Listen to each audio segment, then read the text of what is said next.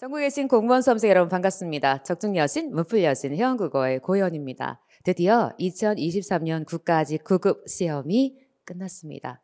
사랑하는 수험생 여러분 정말 고생하셨습니다.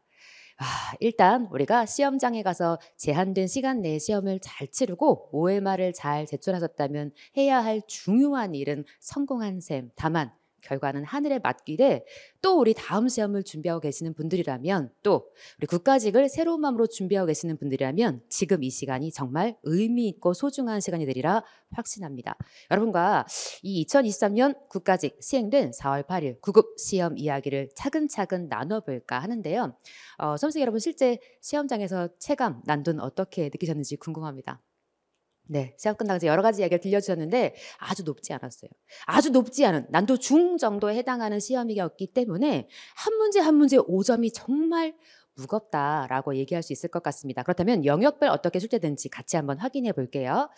일단 문법 문제가 전체 두 문제. 이야, 비중이 이렇게 확 줄어버렸어요, 여러분. 그렇다면 이 두 문제는 틀리면 절대로 안 되는 문제가 돼버린 거죠. 더불어 문학이 세 문제. 그래서 현대 소설, 무진기행 잘했어요. 우리 이 선택지도 두 개 보고 들어갔다. 더불어 현대 시. 이 작품도 한 적이 있네. 너무 땡큐죠. 또 고전 운문, 사설시조가 등장했는데 이기적인 문학에서 한 건 둘째치고 찌끼특강 들으셨어요? 거기서도 우리가 한번 했던 녀석이 등장해서 너무나 땡큐한 부분이었습니다. 뭐 한 10초 각으로 푸셨으면 더 좋았을 것 같기도 해요.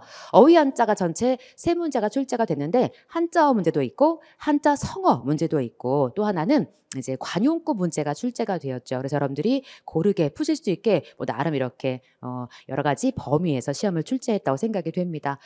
비문학이 12문제. 그러니까 전체 60%가 읽고 집중해서 생각해야 하는 더불어 추론형 문제. 사실 우리 이미 예상하고 있었죠. 어서 많이 본 퍼센트 아닙니까? 그렇죠. 지방직 문제 유형을 향해 가고 있구나. 인사혁신처에서 추론형 냄새가 나는 문제를 앞으로 출제해 나가겠다라고 이미 선포했을 때 제가 지방직 유형에 가까워질 것이다 라고 말씀드렸는데 정확하게 이번 시험 그렇게 출제됐다고 생각합니다. 그러면 문항별로 한 문제 한 문제 여러분과 함께 확인해 보도록 할게요. 1번 문제부터 갑시다. 해양오염을 주제로 연설한다고 할 때 다음에 제시된 조건 충족 많이 했죠 여러분. 첫 번째 조건이 뭡니까? 생활 속 실천 방법을 포함해라가 첫 번째 조건. 두 번째가 설의적 표현. 그치? 의문문의 형태가 있어야 네가 의문문의 형태면서 답을 알 수 있는 걸 우리가 서리법, 서리적 표현이라고 하죠. 비유, 그치? 직접 빗대는 지규, 뭐뭐처럼이라든가 A는 B다라든가 은유와 같은 비유법을 활용해라. 그러니까 우리한테 사실은 세 가지 조건을 준 것. 그러면 선택지 확인해 볼게요. 자, 1번 답이 아니다. 답이 아니다. 보자마자 그어야죠. 왜요? 의문문이 없어. 서리법 없구나. 생각할 가는 건더기도 없습니다. 2번 역시 보자마자 뭐 해야 해? 그어야 해. 왜? 물음표가 없어. 더불어 물음표를 찍을 만한, 그러니까 물음표가 없어도 우리가 물음표를 찍어볼 수 있겠다 하는 부분이 없죠. 자, 1번과 2번은 답이 아니야. 그었어야 해. 그러면 3번 문제 가보자. 3번 너는 물음표가 있구나. 4번 너도 뭐가 있네요. 물음표가 여기 있어. 그러니까 서리적 표현이 있을 수 있겠다. 짐작해 볼 수 있겠네요. 여름만 되면 피서객들이 마구 버린 쓰레기로 바다가 몸살을 앓는다고 합니다. 바다가 몸살을 앓아? 아, 마치 아파 살아있는 것 같아. 무슨 표현? 활유적 표현 가능하네요. 더불어 자기 집이라면 이렇게 함부로 쓰레기를 버렸을까요? 답하세요. 자기 집이라면 함부로 버리지 않았을 것이다. 피서객들의 양심이 모래바 뒤를 뒹굴고 있습니다. 우리가 못 알아먹을까 봐 한 번 더. 양심이 뒹굴다. 양심이 살아있어. 무슨 법이다? 활유법이다. 더불어 자기 쓰레기는 자기가 집으로 되가져가자. 실천할 수 있다 없다? 있다. 명백해 보이니까 네가 답인데 시간이 있다면 몇 가지 읽었을 수는 있겠어요? 산업 폐기물이 바다로 흘러가 고래가 죽어가는 장면을 다큐멘터리에서 본 적이 있습니다. 슬프다. 이대로 가다간 인간도 고통받게 되지 않을까요? 답하시면 인간도 고통받게 될 것이다. 서리법은 있네요. 정부에서 산업 폐기물 관리 지침을 만들고 감독을 강화하지 않는다면 바다가 쓰레기 무덤이다. 그치? A는 B다. 은희는 살짝 넣었는데 뭐가 없다. 생활 속 실천 방법이 없다. 그래서 넌 답이 될 수 없었구나. 몇 번 정답이다. 3번 정답. 두 번째 문제 갑니다. 자, 가기 전에 자랑해야지. 천천히 해봐, 이런 건. 그렇지. 조건에 따라 많이 했다. 비유적, 서리법 다 연습했다. 잘난 척 하는 거, 여러분. 2번 문제 갑니다. 다음 대화에 나타난 말하기 방식을 설명한 것으로 적절하지 않은 거 그랬어요. 우리한테 백 팀장, 고대리, 고대리가 있네, 임대리 세 사람의 대화를 주고서 여러분은 시험장에서 종이니까 실시간으로 왔다 갔다 하면서 푸실 수 있죠. 자, 백 팀장, 이번 워크숍 장면을 사내 게시판에 올리는 게 좋겠어요. 게시판에 올립시다 라고 제안을 했죠. 워크숍 내용을 공유합시다. 워크숍 내용을 모두가 알면 좋을 것 같아요 라고 자신 주장의 근거를 말해요. 그러자 고대리가 반대합니다. 사내 게시판에 영상 공개하는 것은 부담스러워요. 타 부서와 비교될 것 같기도 하고요 라고 이야기를 하고 있는 거지. 그러니까 반대합니다 라고 하면서 그 이유가 첫 번째는 부담스럽고 다른 부서와 비교될 것 같아서 라고 자신의 반대하는 이유를 명백하게 밝히고 있네요. 그래서 임대리가 저도 팀장님 말씀대로 정보를 공유한다는 취지는 좋다고 생각해요. 누구에게 지금 동의하고 있는 거? 백 팀장, 높아 보이잖아. 그쵸? 팀장님 말에 뭔가 정보를 공유하는 취지는 좋다고 생각해요. 얘 무슨 격려를 지키고 있어. 동의의 격려 지키고 있네. 그러면서 다만 다른 팀원들의 동의도 구해야 할 것 같고 여러 면에서 우려되긴 하네요. 뭔가 걱정스러운 부분이 있습니다. 라고 하면서 팀원들의 의견을 먼저 들어보고 누가?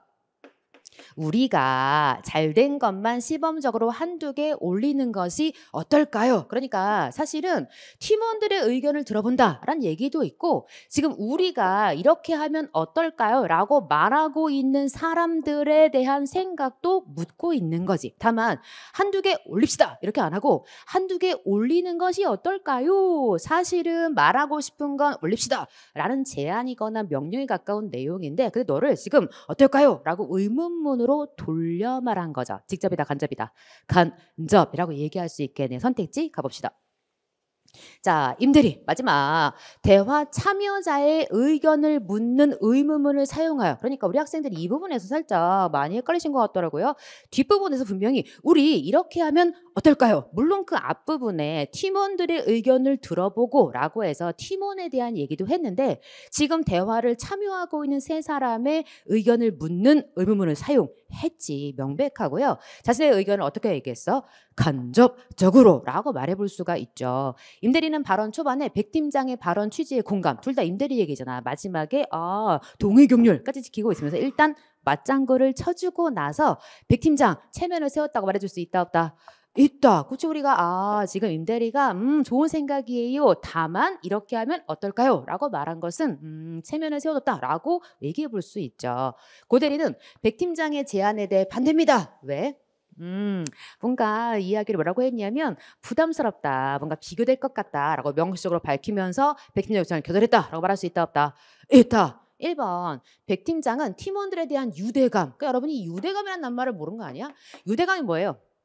너와 내가 하나다. 우리가 스포츠 광고할 때 막 대한민국 하나가 되는 게 유대감. 정보 공유가 유대감이야? 그건 아니지. 살짝 장난치고 싶은데 김대감 이런 거 하면 안 되죠 여러분. 자, 팀원들에 대한 유대감만 드러내는 표현을 사용한 부분이 없어요. 그러니까 백 팀장은 자신의 바람을 전달하고 있긴 하지. 이러면 좋겠어요. 그런데 유대감이 없구나. 몇 번 나가리다. 1번 나가리. 너를 찍었어야 해요 여러분. 3번 문제 갑니다.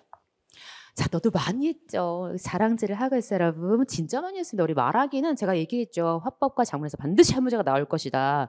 대비가 필요합니다. 지방직 역시 반드시 한 문제가 나올 것이다. 3번 문제. 관용 표현, 기억, 리을의 의미를 풀이한 것으로 적절하지 않은 것. 나가리를 고르래. 홍역은 질병이잖아. 그러니까 홍역을 치르다. 이 갈등 때문에 뭐 했구나. 심한 어려움을 겪었구나. 큰일 때문에 뭔가 어려움을 겪었다. 얼마든지요. 우리 선생님, 교육계에서 잔뼈는 작은 뼈일 거 아니야. 근데 네가 굵어졌다는 얘기니까 그 분야에 오래 있어서 익숙해졌다라고 추정이 가능하죠. 둘 중에 하나 우리 했다. 자, 입추지지라는 성어도 했어. 이 입춘 친구다. 헛소리 여러분. 입추는 설립자, 송곳 추자. 그래서 송곳을 세울 만한 땅을 입추지지라고 하고 그 입추지지도 없었다. 여지가 없었다며 송곳 세울 만한 땅도 없었다. 즉 공간이 꽉 차서 들어갈 만한 곳이 없었다라는 뜻이고 어깨를 나란히 해봐. 나 여기 있고 너 여기 있고 어깨를 나란히 하면 같은 방향을 보겠죠. 그러니까 같은 방향으로 걷다. 같은 목적으로 어떤 일을 행하다. 혹은 어깨를 나란히 했으니까 지위나 힘이 비슷하다. 내가 너와 이 유수의 연구자들과 어깨를 나란히 했다라는 건 비슷한 지위, 힘을 갖는 사실은 문장에 넣어봤으면 절대 틀릴 수 없는 문제였어. 반성이 필요한 대목입니다. 정답은 3번을 찍었어요, 여러분. 4번 문제. 가기 전에 자랑해야지. 어깨를 나란히 하다. 입체 여지가 없다. 다 했다. 그죠? 계속 가요. 4번 문제. 너는 순서 찾기 문제 우리 특강에서 했던 영역이죠, 여러분. 그래, 앞과 뒤에 내용을 주었어. 이럴 때는 뒷부분에 힌트 있다라고 제가 얘기 드렸죠. 우리가 그걸 어떻게 해결할 수 있냐면 선택지 보시면 가가 나다. 다 있는 거야. 이럴 때는 첫 번째가 뭔가 의미가 없구나. 첫 번째를 찾는 것보다 마지막이 더 의미가 있다. 그럼 마지막 부분을 제가 먼저 읽어볼게요. 결국 데이터가 있는 곳에 결국이라고 결론도 강조해준다. 데이터가 있는 곳에서 기업들이 점점 더 고객의 취향에 집중할 수 있게 되었고 이에 따라 또 그 결과 이 빅데이터, 데이터 이것을 굉장히 중요한 수단으로 수용했다. 그러니까 이 데이터가 어떤 긍정적 영향을 했다로 지금 끝난 거잖아. 그래서 수용했다 이렇게 끝을 맺었어요. 그러면 가나다 끝이 어떻게 끝나는지 확인해 봅시다. 가를 갔더니 기업들은 고객이 판촉 활동에 어떻게 반응하고 어떻게 행동하며 사물에 대해 어떤 태이는지 알기 위해서 이런 목적으로 많은 돈을 투자해서 조사를 해왔다라고 끝냈어. 나는 그런 상황이 뭔지는 모르겠지만 그러니까 첫 번째 가능성은 낮아 보이네. 그죠? 그래 놓고 자, 네가 기업들은 SNS나 스마트폰 등 새로운 데이터 소스로부터 그러한 궁금증과 답답함을 해결할 수 있다는 것을 알게 되었다. 페이스북 뭐요? 예시. 그러니까 핵심 뭐냐면 이 문장에 대한 상술에 해당하고 하고 싶은 말은 여기서 게임 끝난 거지. 기업들이 데이터로부터 이런 걸 해결할 수 있다는 걸 알게 되었다. 라는 명백한 문장. 네가 아마 끝에 이어지는 것 같아. 그런데 기업들의 그런 노력이 효과가 있는 경우도 있었으나 아쉬운 점도 많았다. 쉬운 예로 기업들은 마지막에 쉬운 예로 많은 광고비를 쓰지만 그 돈이 어떻게 어느 분에서 효과를 내는지 알지 못했다. 아쉬운 점도 많았다. 라고 마지막에 연결할 수 없죠. 그러니까 마지막에 뭐로 끝났냐면 기업들이 데이터 이거 굉장히 뭔가 의미가 있구나 수용했다. 그러니까 누구 연결해야 해? 나가 마지막에 와야지. 나가 마지막에 내가 하나밖에 없어요. 몇 번 찍어야 해요? 2번 찍어야지. 이거는 전체를 연결하라고 여러분이 너무 시간을 소비하면 안 되는 그런 유형이었던 거. 그래서 마지막 꼬리 잡고 바로 찍고 다음 문제에 가셨어야 하는 그런 문제. 자, 5번 갑시다. 기억. 그래 자랑해야지. 순서. 그래 넌 이렇게 했다. 앞뒤 있는 것도 연습했다. 뭐 이렇게 자랑하는 거 여러분. 자, 너는 기속의 무진기행이란 작품을 두고 우리에게 물은 것은 무진을 이해한 내용으로 적절하지 않은 선택지를 먼저 확인하죠. 수심이 얕아서 항구로 개발하기 어려운지 확인해라. 그다음 산으로 둘러싸이고 평화가 발달하지 않은 공간인지 확인해라. 지역의 경제 여건에 비해서 경제가 뭐예요? 돈, 머니 이런 상황에 비해서 인구가 적지 않은 꽤 있는 그런 공간인지 확인해라. 마지막 누구나 인정할 만한 지역의 명산물로 안개가 유명한 공간인지 확인해라. 이 중에 하나가 나가리다. 이렇게 시작을 하네. 가볼게요. 무진의 명산물이 별로 없지요. 그랬더니 별게 없지요. 그러니까 대화를 하는데 명산물 별로 없지요 라고 하자 맞아요. 별로 없어요. 근데 그러면서도 그렇게 많은 사람들이 살고 있다라는 건 좀 이상스럽거든요. 사람들이 꽤 사네요. 그러면서 바다가 가까이 있으니 항구로 발전할 수도 있었을 텐데요. 가보시면 아시겠지만 그럴 조건 되어 있는 것도 아닙니다. 뭐 없구나. 항구 없구나 라고 말해. 수심이 얕아. 항구 안 된 이유는 뭐냐면 수심이 얕은 데다가 그런 얕은 바다를 몇백 리나 밖으로 나가야만 비로소 진짜 바다 같은 바다가 나오기 때문에 항구 발전 못했다. 수심이 얕다. 그래놓고 농촌이군요. 농촌이긴 한데 평야가 있는 것도 아닙니다. 평야도 없대. 그럼 5, 6만 되는 그 꽤 되는 인구 우리가 못 알아들까 봐 계속 강조하죠 여러분. 어떻게들 살아가나요? 그러니까 그럭저럭이라는 말이 있는 게 아닙니까? 그들은 점잖게 소리내어 웃었다. 원 아무리 그렇지만 한 고장에 명산물 하나쯤은 있어야지. 웃음 끝에 한 사람이 말하고 있었다. 5, 6만 되는 인구가 그럭저럭 산다는 얘기는 그럭저럭 먹고 살만해. 돈, 그럭저럭 이란 얘기잖아. 그러니까 여길 뭐라고 짝지은 거구나. 경제적이라고 짝지은 거구나. 그래놓고 무진의 명산물이 없는 게 아니다. 나는 무엇인지 알고 있다. 그러니까 이건 모두의 생각이요. 명사물에 대한 생각은 나의 생각이요. 나의 주관적. 대부분은 별로 없지요. 라고 한다는 거야. 그러니까 명사물은 하나쯤 있어야 될 텐데 명사물이 하나쯤 없다라고 이들은 얘기하고 있는데 나는 반대한 거지. 그러면서 그것은 안개다 라고 얘기하면서 아침에 잠자리 일어나서 밖으로 나오면 밤사이 진지한 적군들처럼 마치 적군이 막 밤에 막 이렇게 달려온 것처럼 안개가 무진을 빙 둘러싸고 있는데 무진을 둘러싸고 있는 뭐가 있네요. 마지막까지 잘 읽었어야 해. 급하게 읽지 마시고 산들이 무진을 둘러싸고 있는 건 사실이구나. 안개에 의해서 보이지 않는 먼 곳으로 이 안개 때문에 이 산들도 뭔가 보이지 않는 그런 상황이었다라고 소개하고 끝났어요. 자, 1번 수심이 얕다. 있어요 없어요? 있어요. 우리 박스 놓고 볼까요? 자, 수심이 얕다. 명백하게 있어. 더불어 항구로 개발하기 어렵다라고 확인해 볼 수가 있고 산으로 둘러싸여 있다. 여기 있고 더불어 평야가 발달하지 않았다라고 이야기했고 지역의 경제적 여건 그럭저럭 그러니까 돈을 잘 버는 동네는 아닌가 봐. 그런데 오륙만 되는 꽤 많은 사람들이 살고 있다라고 말해 주었고 누구나 인정할 만한 지역의 명산물 누구나 인정하지 않아. 별게 없대. 시작부터 없다라고 말했잖아. 그런데 내 생각에는 이 안개가 명산물이 아닐까라고 생각했다는 거야. 돈 안 되잖아요. 안개는. 슬프지만. 그죠? 그렇다면 정답 몇 번 찍어야 되겠구나? 그치. 4번을 찍었어야 해. 그러니까 요 대목이 나가린 거지. 누구나 인정할 만한 명산물은 아니었던 거야. 그래서 이 대목이 아니었구나라고 여러분이 생각했다면 좋았을 것 같다. 자랑질 한번 해볼까요? 세상에 맘상해. 우리 이기적인 문학에서 똑같이 보여야 되는데 이게 평야 펼쳐진 곳이다. 안개가 자주 끼는 곳이다. 바다가 나가 생활하고 있는 곳이다. 바다가 아까처럼 항구는 아니다. 세상에 정말 깜짝깜짝 놀랐어요, 여러분. 그래서 야 이렇게 그래. 감사해요, 출제자님. 자, 제 수업을 듣고 계신 것 같아요. 6번 문제 가볼게요. 다음 글에 빈칸에 들어갈 성어로 적절한 것 고르래요. 1번 읽어요. 시작. 거주구검 무슨 뜻이에요? 물에 빠뜨렸는데 배에 새기고 지금 칼을 찾고 있어. 융통성 없다. 어리석다. 라는 뜻이잖아. 그러니까 어리석음이라고 여러분이 메모했으면 좋겠고 읽어줘요. 시작. 권, 토, 중, 레. 흙을 말아지고 다시 온다는 건 뭐 하는 거다? 재도전. 한 번 실패해서 다시 도전한다. 라는 뜻이고요. 읽어줘요. 시작. 와, 신, 상, 남. 뾰족뾰족한 섬나무에 대해서 쓸개를 맛보는 게 뭐 하는 짓이에요?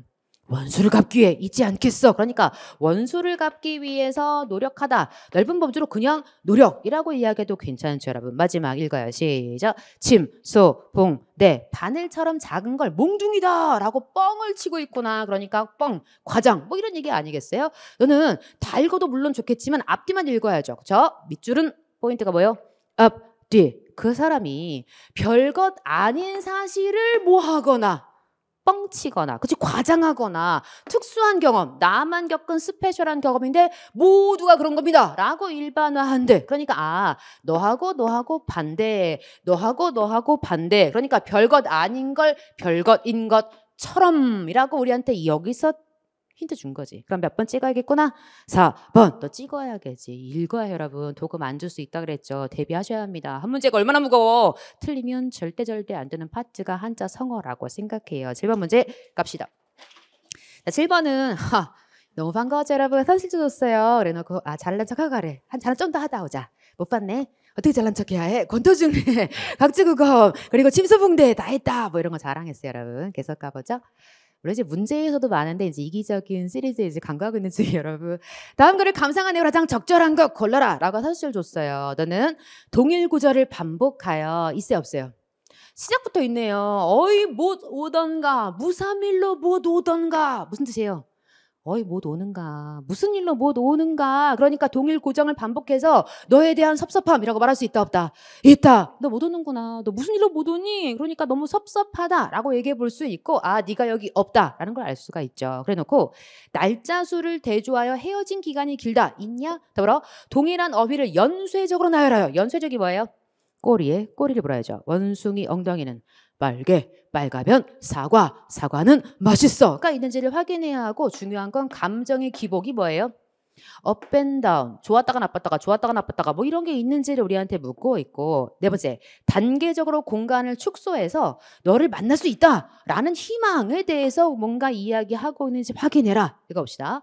너 오는 길에 무쇠로 성을 싸고 성 나왔어? 성 안에 담 싸고 담 나왔어? 담 안에 집을 짓고 집 나왔어? 집 안에 뒤조 놓고 뒤주 안에 괴를 넣고 괴 안에 너를 결박하여 질문 뭐가 있네요.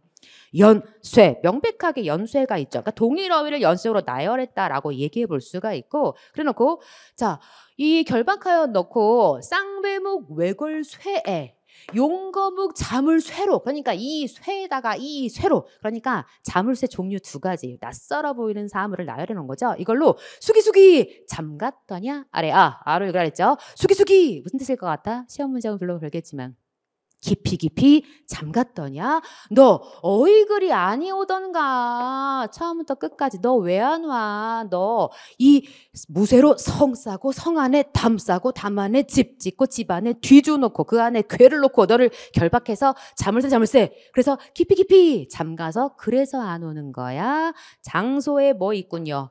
단계적 축소가 있죠. 그러니까 공간에 대한 축소도 있는 게 확실해. 그래놓고 한 달이 30날이여니 여러분 one month는 며칠이요? 30 days라고 말하고 있는 거죠. 그러면서 날 보러 올 하루가 없으랴?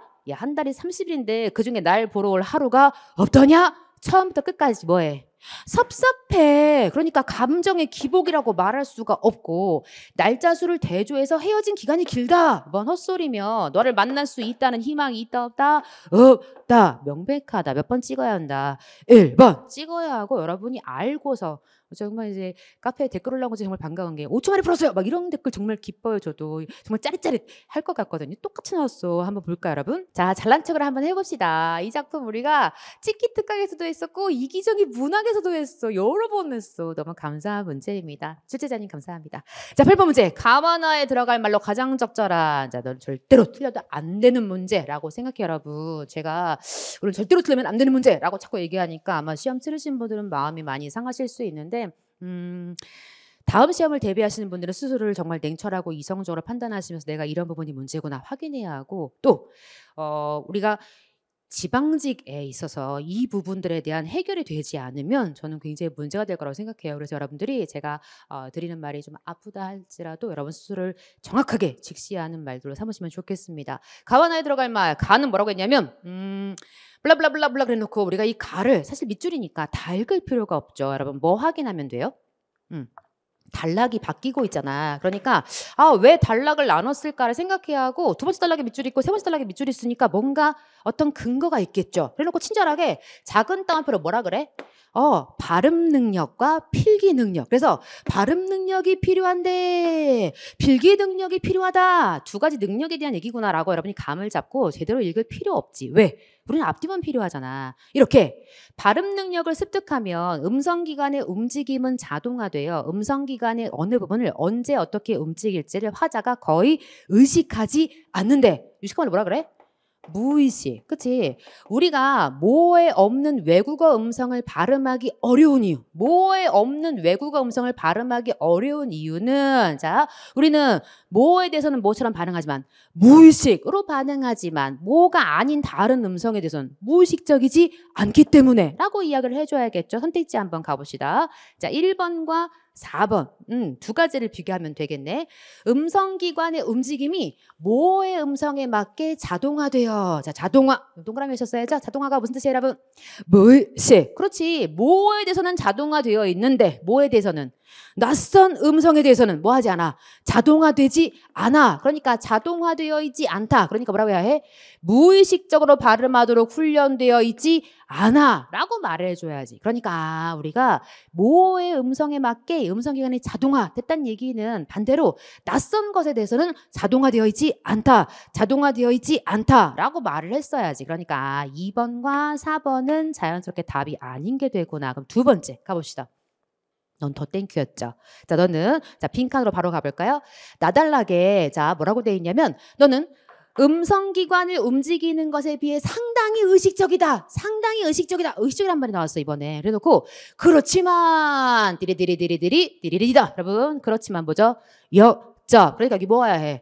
무의식적이다. 그러니까 이런 부분에서 상당히 의식적. 음성보다 필기가 훨씬 의식적이긴 한데 그런데 손을 누르는데 무의식적인 일면이 있다. 무의식에 해당하는 말이 들어갔어야 해. 그러면 두 번째 선택지 확인해 볼게요. 나는 자 무의식적이고 자동적인 면이 있음. 땡큐죠. 그러니까 여기는 지금 무의식과 자동적이라는 말을 같이 쓰고 있구나도 확인할 수가 있고 유아기에 뭐 멍멍이야. 유아기에 뭐 멍멍이야. 더불어 무의식적이고 자동적이다. 명백하지. 그러니까 두 번째 제가 늘 강조하지만 빈칸이 여러 개면 항상 마지막에 있는 그 빈칸이나 마지막에 있는 박스가 훨씬 더 쉽다니까. 그러니까 여러분은 사실은 이 무의식적이다라는 너를 명백하게 1번과 4번을 놓고서 여러분 답을 찍었어야 하는 그런 문제이기도 합니다. 몇 번 찍어요?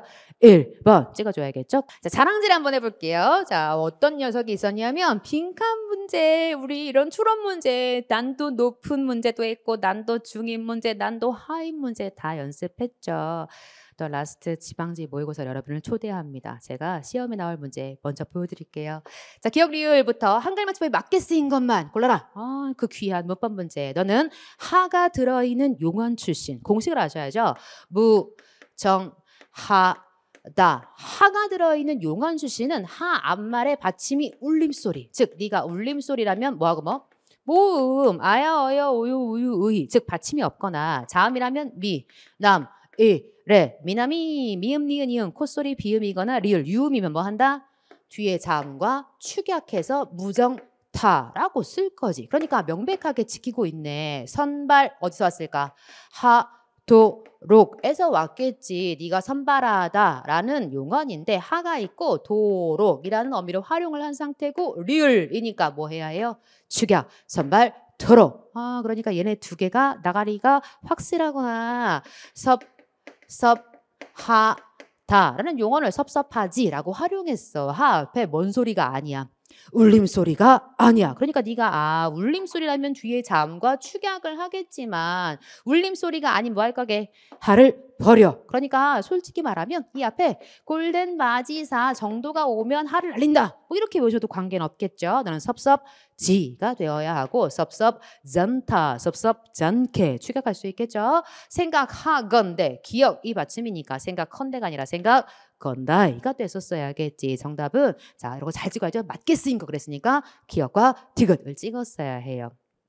너무 많이 해서 뭐 잘난 척을 막 그죠? 진짜 많이 했다. 틀리면 안 된다. 자 10번. 야 한자 이런 문제가 나올 줄이야. 도금 적절하지 않은 것 정말 사실은 수준 높죠. 우리 도착했던 거 아세요? 불상 부처불에 형상상자가 와 있고 경지 사실은 네가 직영경자 정말 어려운 애를 우리한테 준 거거든. 그런데 자 읽어봐 시작. 그럼 이게 리을이 아니고 뭐였죠? 몸, 기, 자기 자신할 때 기자란 말이야. 근데 이 앞에다가 말씀언을 붙이면 뭐가 돼요? 말을 기록하다. 기록할기, 기억할기. 그러니까 네가 기억이지 추억이 될 수가 없다는 거지. 몇 번 찍었어야 해요? 4번 찍었어야 합니다, 여러분. 정말 두 글자 한자 열심히 이기적인 한자 공부하신 분들은 정말 맞췄을 거라고 생각을 하고요. 또 자랑해 볼까요? 자랑 자랑 자 자랑 자랑 막 이렇게 엄청 자랑해요, 여러분. 자, 다음 문제 한번 가봅시다. 자 11번 문제네요. 다음 글을 이해하는 내용으로 적절하지 않은 나가리를 골라라 그랬어요. 그래놓고 자 선택지 1번 인간의 정신활동은 프레임 없이 일어나지 않는다. 이게 무슨 말이에요?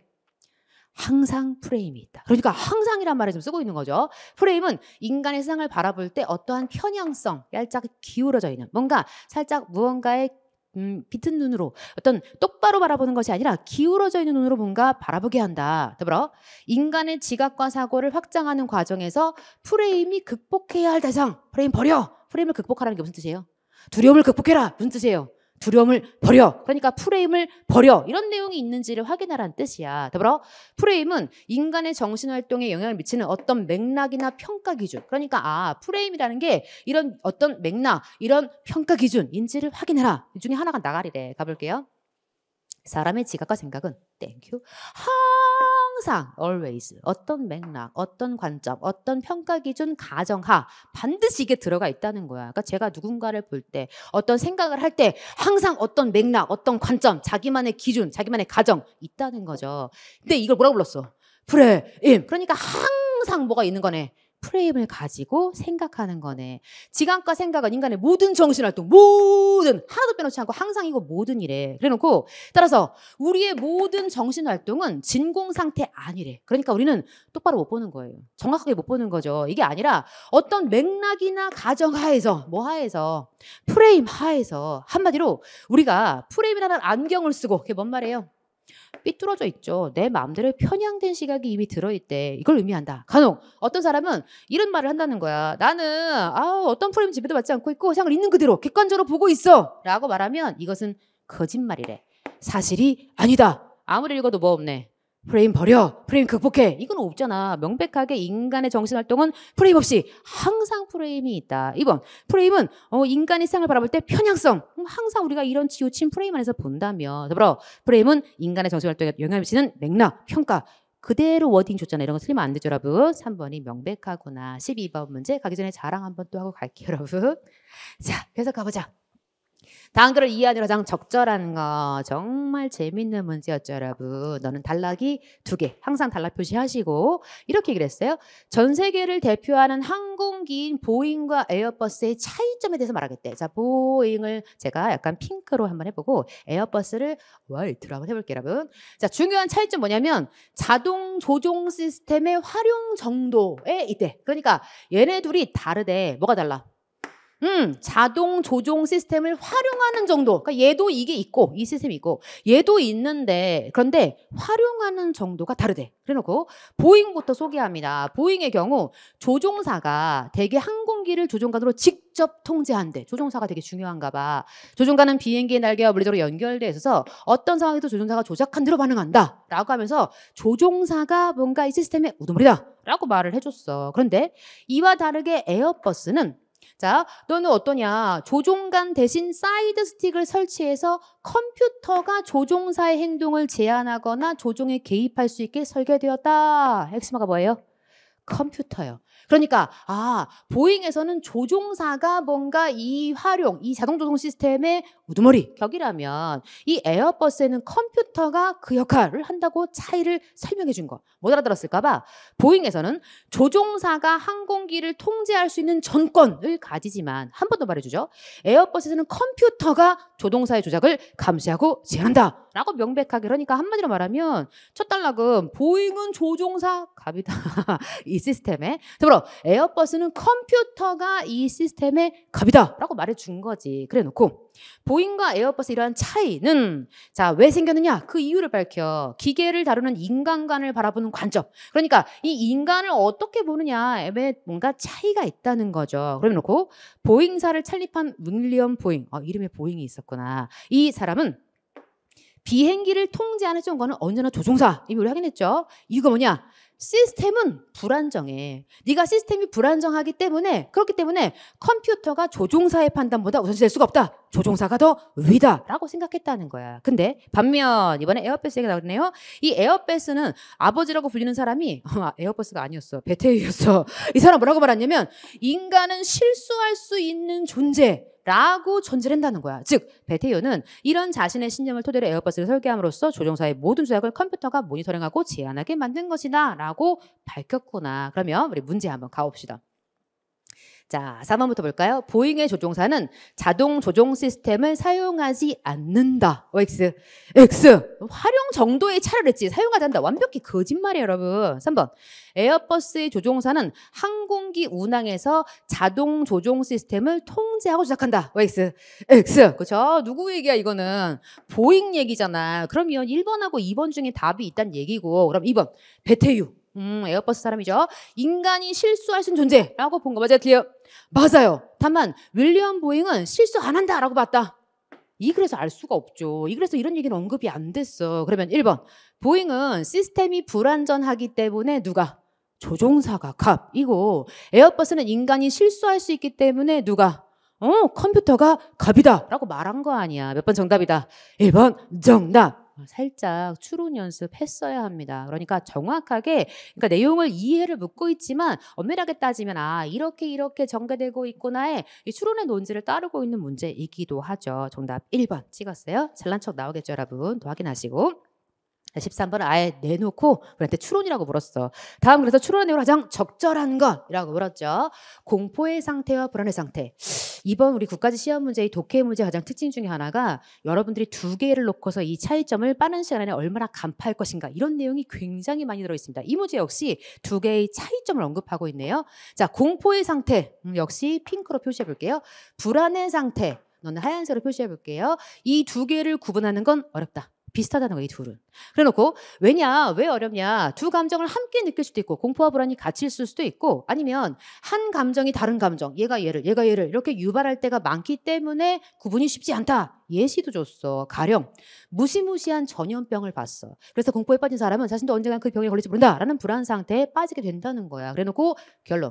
이처럼 두 감정은 서로 밀접하게 얽혀 있다는 점에서 혼동하기가 쉽다. 강조가 나오네요. 그렇지만 뭐 나와? 구별할 수 있다. 그치? 구분할 수 있다가 포인트야. 이 두 개가 구분된다. 단락이 하나거든. 근데 하지만이 나왔어. 이 뒷부분이 아주 중요한 포인트겠죠? 어떻게 두 개를 구분할 거냐. 이렇게 얘기를 해요. 공포는 실제하는 객관적 위협에 의해 야기된 상태를 의미하고. 자, 여러분. 공포의 이유가 뭐예요?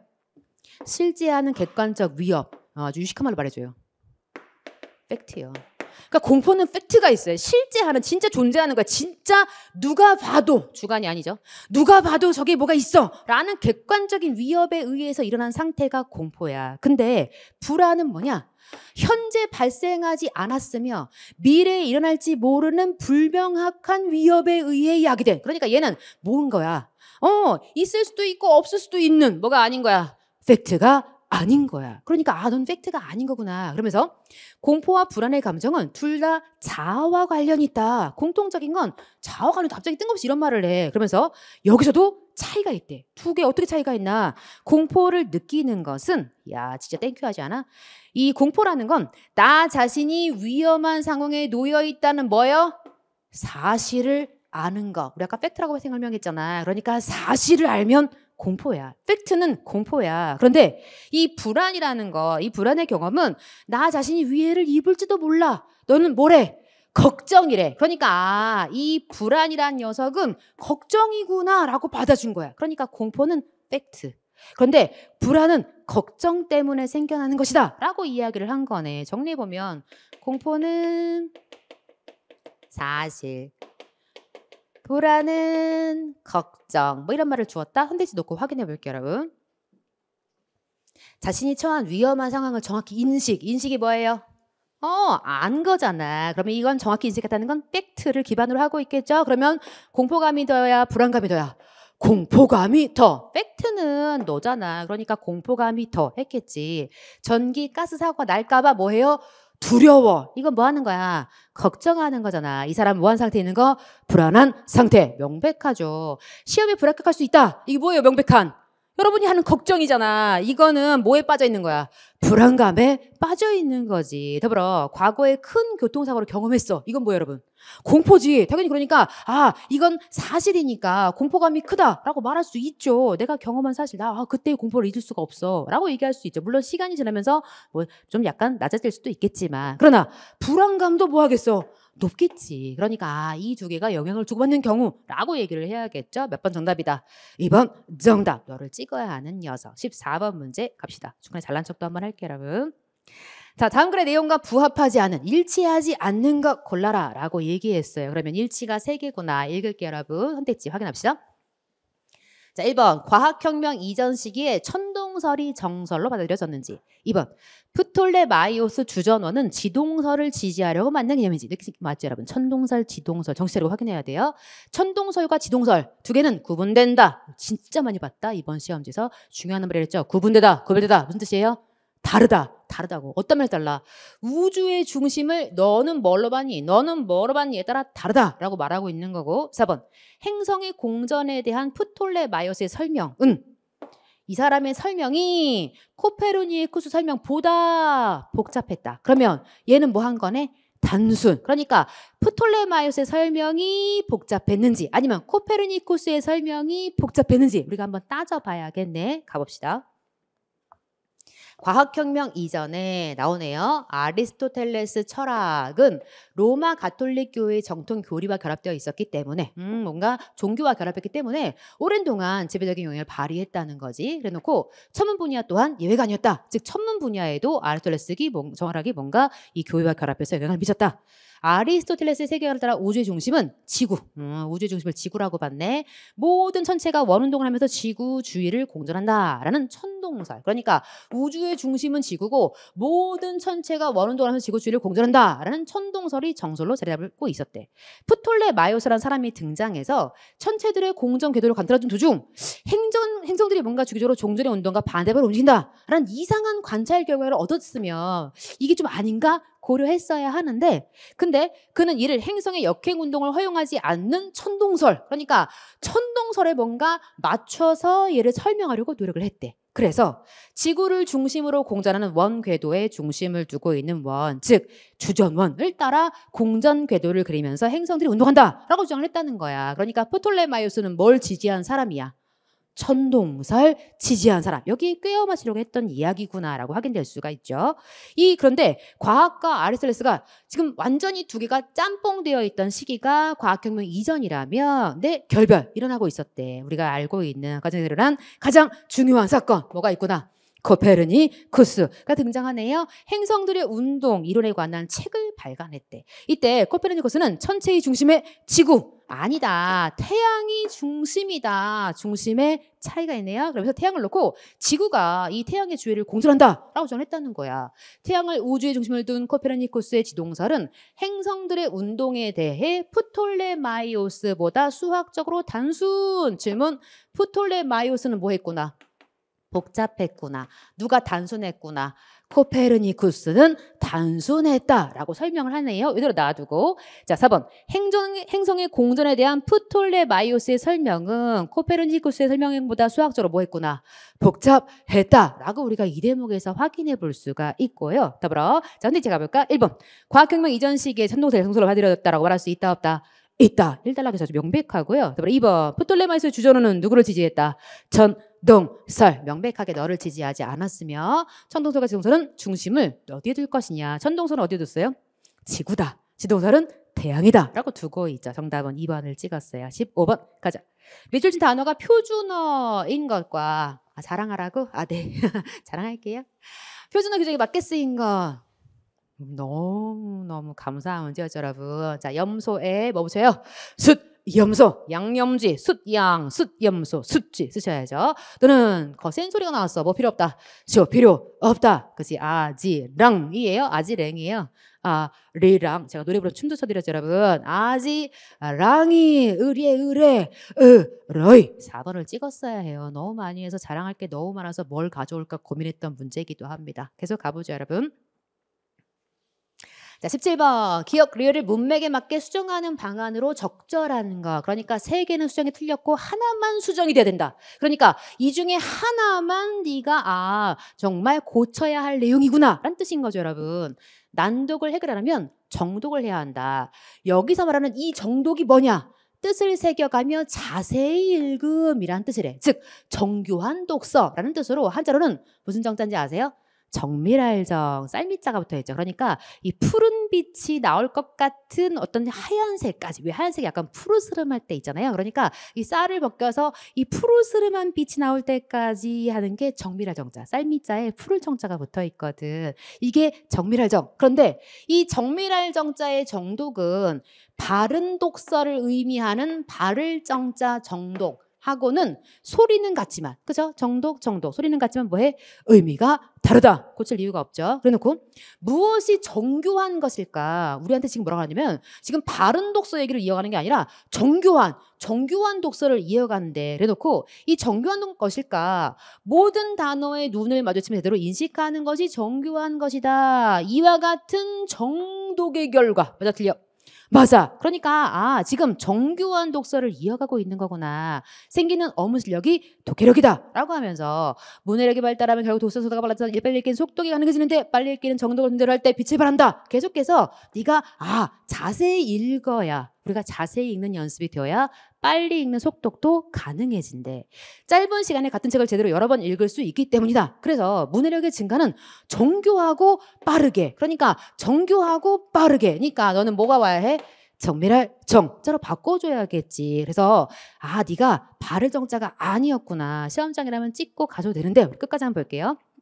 정독이 생활화되면 자기도 모르게 정속독, 정밀하면서 빠른 경지에 오르게 된대. 그런 경지에 오른 사람들은 뭐든지 확실히 읽고 빨리 이해한다. 자연스레 집중을 여러 번 읽어도 빠르게 읽음으로 시간이 여유롭대. 정독이 빠진 속독, 그러니까 자세히 읽지 않고 빨리만 읽으면 그런 습관은 난독의 일종이다. 옳지 않다라고 까고 있는 내용 정확히 맞게 설명하고 있죠. 저 이 지문 정말 여러분이 반복해서 읽어두면 좋겠어요. 왜냐하면 제가 주장하는 내용 중에 하나거든요. 우리가 이 독해를, 그러니까 독서라는 여기서 얘기를 하고 있지만 사실 독해를 잘하기 위해서는 천천히 글의 구조를 파악하는 연습이 필요해요. 무작정 읽는다고 이 독서 능력, 독해 능력이 신장하지 않습니다. 그래서 제가 여러분에게 이기적인 독해를 강조하는 이유도 그거죠. 글의 구조를 보는 눈을 길러야, 그러면 왜 이 소림사에 간 이 어떤 이 뭔가 이 무술을 배우고자 하는 지원자가 처음에는 천천히 정독하듯이 자세히, 그런데 이 동작이 구조를 확인하게 되는 순간 급속하게 빨라지겠죠. 그러니까 지금 우리한테 정속독 그 얘기를 한 것 같아요. 몇 번 찍어야 해요? 3번. 그치, 너를 발을 정자가 아닌 정밀 정자로 바꿔야겠죠. 정답은 너를 찍었어요. 자, 자랑 또 해볼게요. 무지하게 많이 했다. 우리 고쳐쓰기도 했고 사실 한자어도 의미 있는, 약간 해석하면 좀 의미 있는 그런 문제이기도 했네요. 17번 C입니다. 다음 글을 감상한 이유로 적절하지 않은 거 그래놓고 1번 갑작스럽게 변화한 자연현상을 감각적으로, 감각 뭐죠? 시각, 정각, 후각, 미각, 촉각 이런 게 있니? 그러니까 갑작스럽게 변한 자연현상 뭐 나오고 뭐 나와요? 매미, 소나기, 갑작스러운 내용이 있는지 확인해야 되고, 그다음 두 번째 청각, 매미 나왔으니까 있을 것 같죠? 소나기, 이미 게임 끝난 것 같죠? C가 시상을 전개했다, 시를 펼쳐나갔다는 얘기니까 당연히 맞는 진술. 3번 소나기가 그치고 맑은 구름 펼쳐진 내용이 있는데 이게 사랑의 속성, 사랑도 어쩌면 그와 같은 것인가? 라고 얘기하고 있는 걸 보니 너도 왠지 맞는 진술 같아요. 4번 매미 울음소리가 절정에 이르렀다가 사라진 직후의 상황을 반어법으로 표현. 반어가 뭐예요? 겉뜻과 속뜻의 반대가 있는지 확인합시다. 가볼게요. 막바지 뙤약볕 속 뭔가 촉각이 있는 것 같기도 하고, 한창 매미 울음 대놓고 뭐예요? 청가, 그죠? 한여름 무더위를 절정까지 올려놓고는 어떻게 다시 조용. 그러니까 급속한 변화가 있네요. 막 맴 울다가 조용해졌어. 그러면서 지금은 아무 기척도 없이 정적의 소리인 듯 쟁쟁쟁. 이상하지 않습니까, 여러분? 정적이 소리가 있대. 우리가 굳이 여기다 뭘 붙인다 뭐라고 쓰면 좋겠어? 역설. 어떻게 정적이 소리가 있어? 정적은 고유잖아. 근데 고유한 게 소리다. A는 B다. A의 B. 이런 뭐라 불러? 은유법도 있어. 그러니까 정적이 소리다 라고 했으니까 은유법이자 역설이 있네. 그러면서 천지가 하는 별의별 희한한 또 있다. 그늘의 소리에. 어머, 그늘은 뭐로 감지해? 코로? 귀로? 아니잖아요, 여러분. 눈으로 보죠. 얘는 시각이죠. 근데 그늘이 소리다 라고도 얘기하고 있다. 소리는 뭐죠, 여러분? 청각. 그럼 진짜 있는 건 그늘이야, 소리야? 그늘. 그러니까 지금 그늘만 있고 사실은 소리가 없는 상태인데 그늘이 소리다라고 표현했으니까 시각의 청각화, 공감각도 있다. 그러니까 반어는 없어. 반어는 없지만 이런 표현은 있었구나. 멍청이 말려들게 하는구나. 그런데 사랑도 어쩌면 그와 같은 것인가? 사랑도 뭔가 이거랑 닮은 속성이 있대. 그러면서 한 번 더 소나기 얘기를 해. 숨이 차게 정신도 먹물로 막 들이붙더니, 그러니까 뭔가 막 맹렬하다가 확 다운되는. 그러니까 맹렬한 사랑. 금사빠세요? 아마 이 내용을 아실걸? 그러니까 금방 빠졌는데 갑자기 확 식어. 그러니까 뭔가 열정적이었다가 확 식어버리는 것 같은 사랑도 그런 건가? 라고 하면서 맑은 구름만 눈이 부시게 하늘 위에, 그러니까 명백하게 시각 범벅, 청각 범벅, 사실은 공간에서 감각 범벅 끝났죠. 놔둘게요, 여러분. 갑작스럽게 변화한 자연현상 있어요, 없어요? 있어요. 매미도 그렇고 더불어 소나기도 그렇죠. 감각적이라고 말할 수 있다, 없다? 있다. 청각씨가 이미 확인했고, 소나기가 그치고 맑은 구름 사랑의 속성이라고, 어쩌면 사랑도 그와 같은 것인가? 다만 눈 씻고 봐도 뭐가 없어요? 반어가 없어. 물론 앞에 직후의 상황은 있었죠. 정답은 4번을 찍었어야 해요. 시도했다 아이가. 그죠? 시도했다 아이가. 우리가 본 적이 있다 아이가. 자, 그러면 다음 문제 한번 가봅시다. 18번 문제 한번 가보죠. 다음 글을 이해하는 이유로 가장 적절한 것은, 적절한 거 물었으니까 그냥 바로 박스로 가볼게요. 단락은 하나, 꽤 긴데 이번엔 세 가지를 비교하고 있죠. 루카치라는 사람이 등장했어. 이 사람이 그리스 세계를, 기준 뭐냐? 신과 인간의 결합 정도를 가리키는 총체성이라는 개념을 기준으로서 세 시대를 구분했대. 그래놓고 첫 번째 시대에서 후대로 갈수록 총체성의 정도가 낮아진다. 그게 뭔 말이야? 그치. 신과 인간의 결합 정도가 낮아진다. 그러니까 첫 단계는 완벽 결합.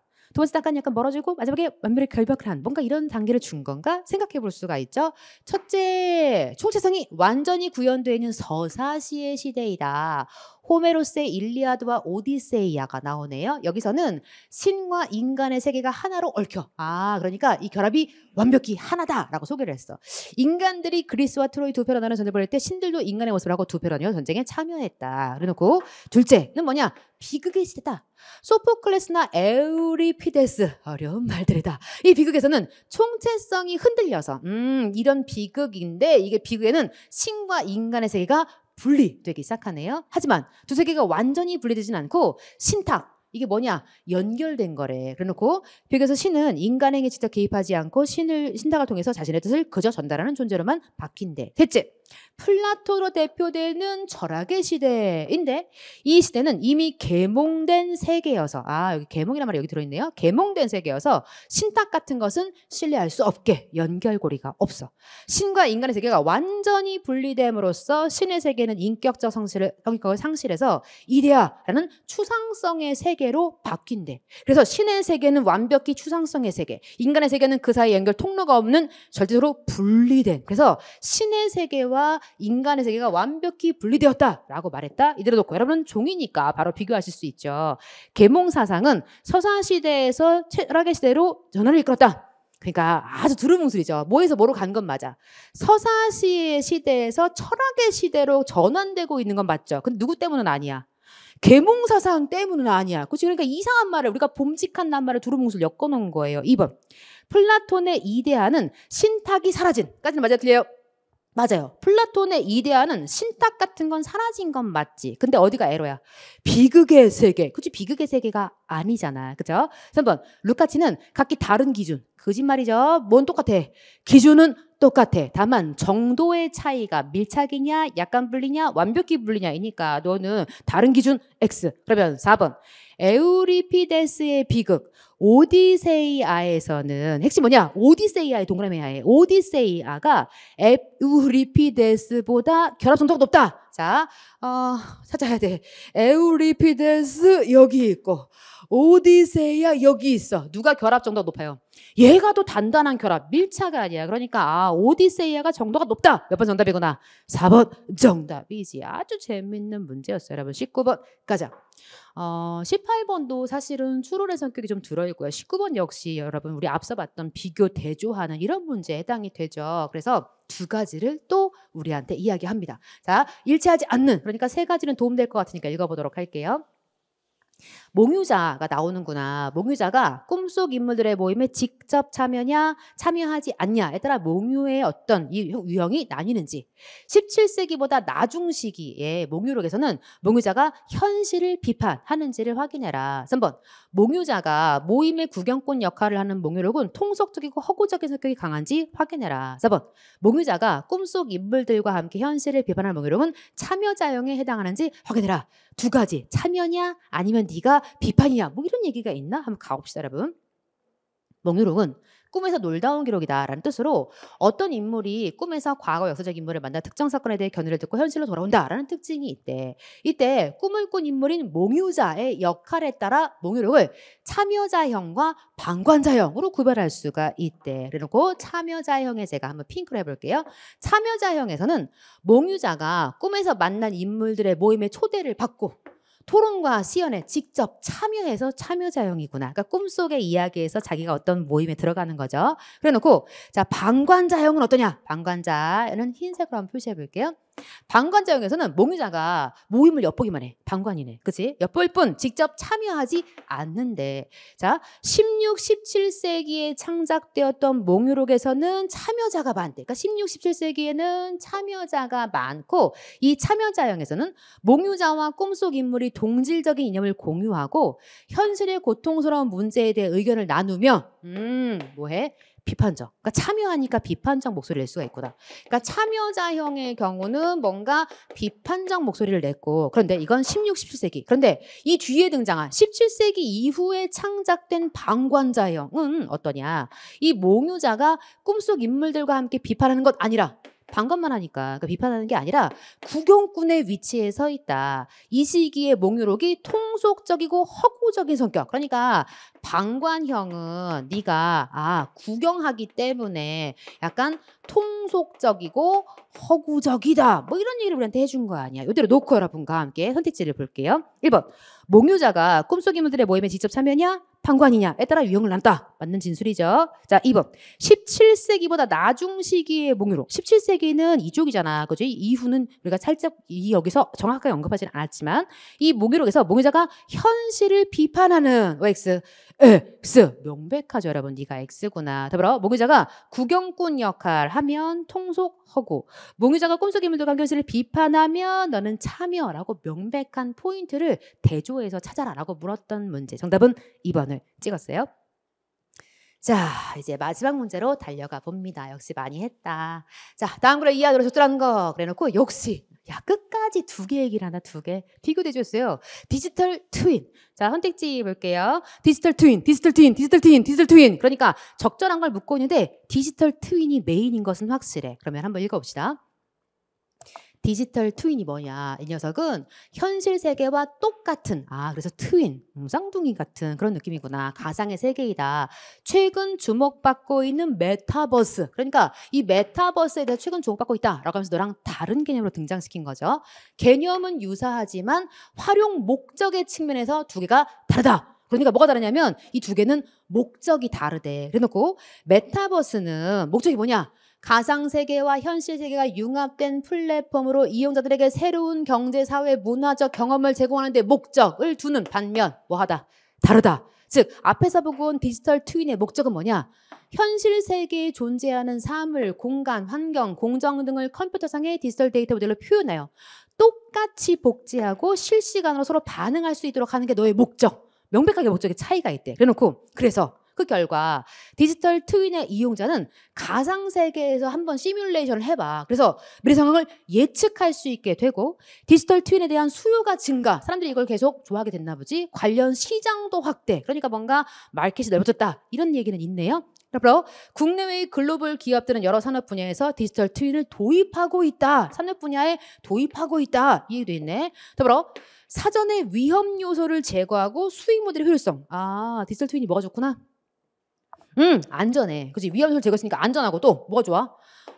수익 모델의 효율성? 돈이 되나 봐. 그래놓고 디지털 트윈이 이렇게 주목받는 이유는 설명을 한 번 더 하네. 못 알아들을까 봐 뭐라고요? 안전성과 경제성 때문이다. 라고 한 번 더 못을 박아줘. 그래놓고 자 같이 보라로 해야 아래 깔리겠지. 그래놓고 현실 세계를 그대로 옮겨놓은 가상 세계에 데이터를 전송, 취합, 분석, 이해, 실행하는 과정은 실제 실험보다 매우 빠르고 정밀하다, 안전하다, 비용도 적다. 마지막까지 한 번 더 안전하다, 경제적이다 라고 못을 받고 끝났어. 얘를 놔두고 여러분과 풀게요. 1번. 디지털 트윈을 활용함에 따라 글로벌 기업들의 고용률이 향상되었다. OX. 물음표지. 그치? 뭐라고 했냐면 시장이 확대됐다 이런 얘기는 있는데 고용이 확대됐다 이건 몰라. 그러니까 물음표에 X 하지 말고. 2번 디지털 트윈의 데이터 모델은 현실 세계의 각종 실험 모델보다 경제성이 낮다. 계속 강조했지. 뭐가 높다고? 경제성이 높다라고 얘기했잖아. 그러니까 네가 낮다는 거짓말이고 3번이면 4번이 답일 가능성이 높아져요. 여러분. 3번 디지털 트윈에서 시뮬레이션으로 아까 시뮬레이션 한다며 여기서 가상세계에서 그러니까 현실에서 하는 게 아니라 가상세계에서 시뮬레이션을 해서 뭐해? 안전해. 위험 소리 찾내고 방지할 수 있다. 맞는 진술이고 4번은 왜 나가리? 새로운 경제, 사회, 문화적 경험을 제공하는 건 누구요? 메타버스의 목적이잖아. 그러니까 명백하게 너랑 비교하고 있는 거구나. 여러분에게 시험장에 색연필 혹은 형광펜 강추합니다. 우리가 빠른 속도로 2개를 비교하면서 읽는데 이것도 굉장히 도움이 되는 그런 도구라고 생각해요. 여러분과 함께 수능 문제, 국가직 문제를 한번 되짚어 봤는데 아마 여러분 마음속에 다양한 생각들이 드시리라 생각이 듭니다. 내가 좀 더 이 부분에 집중했으면 좋았겠구나. 여러분의 재산이죠. 여러분 국가직 시험의 결과가 어떠하든지 우리 앞에 또 지방직 시험 준비하고 계시다면 내가 국가직에서 실수한 부분을 정확하게 파악하시고 그 부분을 대처해야겠고요. 또 다음 다음 국가제 시험을 대비하시는 분들은 인사혁신처가 밝혔어. 이제 앞으로 뭔가 생각하는 유형의 문제, 그래서 많이 읽는 문제, 그리고 단순하게 그냥 암기하는 유형보다는 그걸 적용하는 문제, 그러니까 문법도 조금 더 진화한 형태로 등장할 것이라고 우리한테 선포한 바 있기 때문에 그런 유형의 변화를 잘 확인하면서 공부해 나가면 좋겠죠. 영국어가 여러분과 어떻게 시험에 나올 것이다. 지금 보여드렸던 것처럼 시험장에 나올 그 문제 먼저 반드시 보여드릴게요. 잘 따라오시면 좋겠습니다. 저는 여기까지고요. 여러분 모두의 합격을 응원합니다. 다시 한번 시험장 다녀오신 우리 수험생 여러분 정말 정말 고생하셨다라고 인사드리고 싶고 여러분이 원하는 그곳에 꼭 가닿게 됐기를 힘껏 응원합니다. 감사합니다.